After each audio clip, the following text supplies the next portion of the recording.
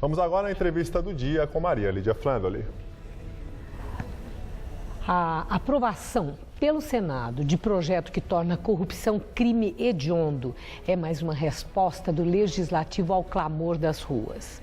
Para falar das perspectivas dessa possível alteração do Código Penal, hoje recebemos o advogado Sérgio Rosenthal, que é especialista em direito penal e presidente da Associação dos Advogados de São Paulo. Obrigado, doutor Rosenthal, por estar conosco.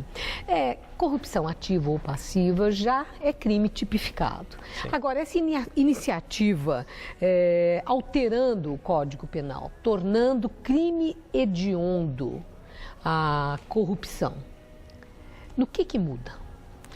Infelizmente, na prática, não muda muita coisa, Maria Lídia. A verdade é que a hediondez, o crime hediondo, é apenas um rótulo.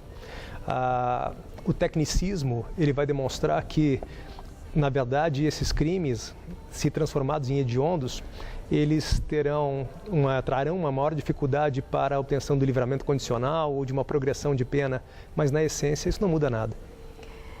Agora, é interessante, porque quando se fala em crime hediondo, gera um clima, de que agora sim vai ter punição. Mas eu vi muitas críticas de advogados dizendo, inclusive, que isso aí é meio demagógico lá do Congresso Nacional, como resposta às manifestações, aos protestos, acho que por essa razão, eu suponho, que o senhor acaba de dizer, mas por uma outra, já houve quem alegasse inconstitucionalidade. Existe esse risco?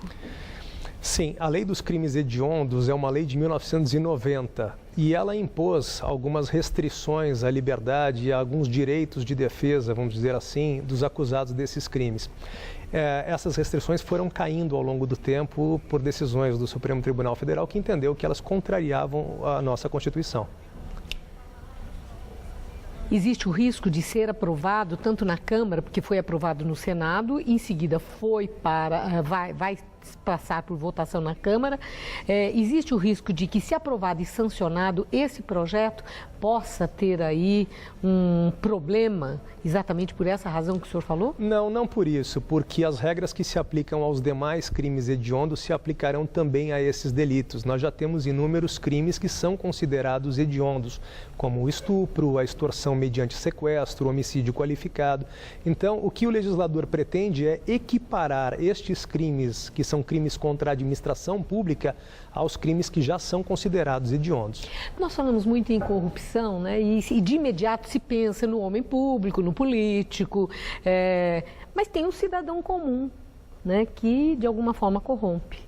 Ele é o dinheirinho que ele dá para o guarda, para não ser multado, para o fiscal de obra, quando vai lá na casa e vê a irregularidade. Aqueles para conquistar um habite em obra irregular. Sim. Ou seja, todas essas manobras e compra do funcionário público. Esse cidadão que é corruptor, ele estaria enquadrado nessa lei como corruptor? Sim, ele estaria. Quer dizer, pode ir para a cadeia por isso? Para a cadeia sempre pode, sendo crime hediondo ou não, basta que seja crime, não é?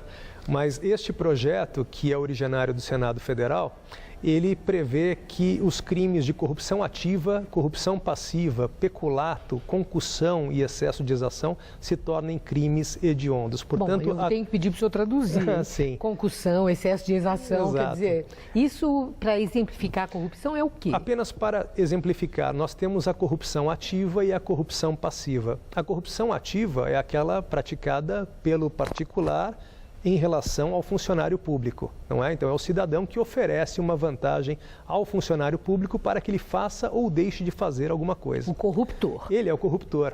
De outro modo, a corrupção passiva é quando o funcionário público, ele solicita alguma vantagem para fazer ou deixar de fazer algo.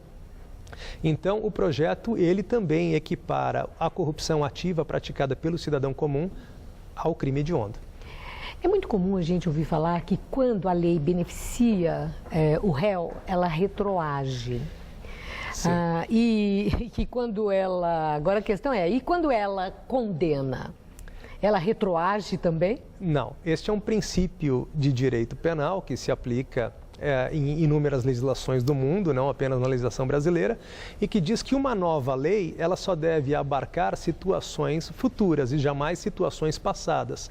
Porque eu posso praticar uma conduta que não é incriminada e depois de algum tempo essa conduta venha a se tornar crime. Eu não poderia, evidentemente, ser responsabilizado, porque no momento em que eu a pratiquei, isso não era considerado um crime.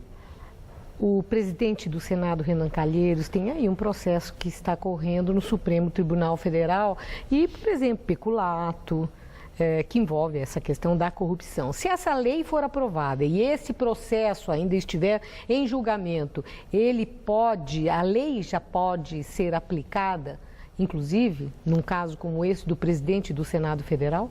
Não, não pode. A lei só se aplica a casos futuros, ou seja, quando o fato é cometido posteriormente à promulgação da lei.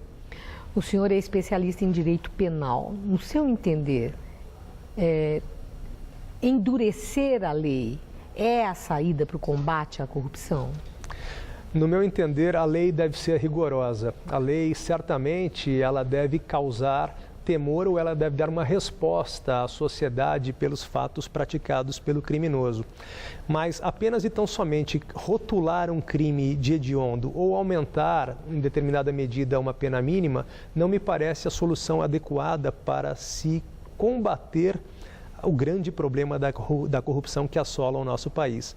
Para combater a corrupção, é necessário que nós tenhamos sistemas de fiscalização, é necessário que nós tenhamos controle, é necessário que nós tenhamos investigações eficazes e céleres. Assim é que se combate a corrupção, não apenas por meio de alterações legislativas. Muito obrigada, doutor Rosenthal. Uma boa noite. Uma boa noite. Gabriel.